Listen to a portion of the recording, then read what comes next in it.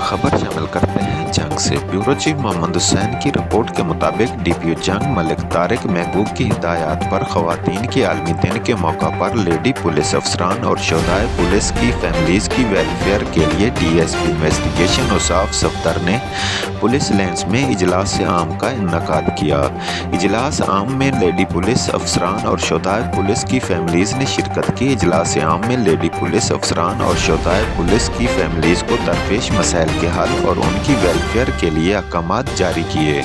DSP investigation का कहना था कि महकमा पुलिस में खवातीन मर्दों के शाना बशाना फ़राइज़ सर अंजाम दे रही हैं। खवातीन पुलिस अफसरान मुआशरे में खवातीन के हकूक़ का बेहतरीन तहफ़्फ़ुज़ कर रही हैं। खवातीन का आलमी दिन बैनुल-अक़वामी सतह पर खवातीन के मुआशरे में कलीदी किरदार को पहचानने और इंसानी तहज़ीब के इर्तिक़ा में उनकी खिदमत के एतराफ़ का दिन है।